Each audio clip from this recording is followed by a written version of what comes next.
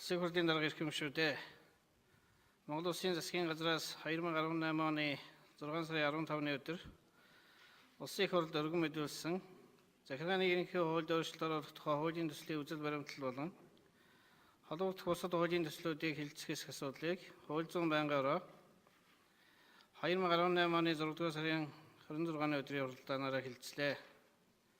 Хууль санаачлагч захиргааны ерөнхий хуулийн зарим зүйл заалтад үүссэн ойлгомжгүй хоёрдугаар утгатай байдлыг засах, хуулийг нийгмээр ойлгох боломжийг бүрдүүлэх, үндсэн хуулийн цэцгийн 2005 оны 2 тоот дүгнэлтэд нийцүүлэн хуулийн үйлчлэлийг тодорхой болгох, хуулийн үйлчлэл засгийн газрын шийдвэр, түүнийг хэрэгжүүлсэн төрийн захиргааны төв болон төрийн захиргааны бусад байгууллага, нутгийн захиргааны байгууллагын шийдвэр, үйл ажиллагаа хамаарахгүй байхаар хуулийн төсөлд тусгасан байна.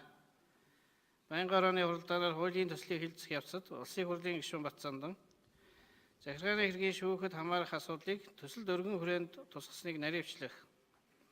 Улсын хурлын гишүүн Мөнхбаатар хуулийн төсөл засгийн газрын шийдвэр, түүнийг хэрэгжүүлсэн төрийн захиргааны болон нутгийн захиргааны байгууллагын шийдвэр үйл ажиллагаа хамаарахгүй гэж оруулсныг өөрчилж, хуулийн үйлчлэл хүрээг багасгах, дагаж мөрдөх журмын хууль гаргах замаар уг асуудлыг шийдвэрлэх Улсын хурлын гишүүн Эрдэнэ хуулийн төслийг дэмжих боломжгүй талаар саналаа хэлсэн болно.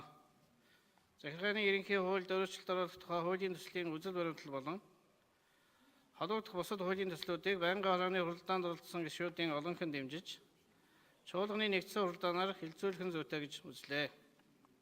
Улсын хурлын эрхэм гишүүдээ захиргааны ерөнхий хуульд өөрчлөлт оруулах тухай хуулийн төслийн үзэл баримтлал болон хамт өргөн мэдүүлсэн Монгол Улсын засгийн газрын тухай хуульд өөрчлөлт оруулах тухай захиргааны ерөнхий хуульд өөрчлөлт оруулах тухай хуулийн төслийг дагаж мөрдөх журмын тухай хуулийн төслийн төслүүдийг хэлэлцэх талаар хууль зүйн байнгын орооны дүгнэлтийг хэлэлцсэн баталж өгөхийг хүсье. Анхаарал тавьсанд баярлалаа. За, Батнасан гишүүнд баярлалаа.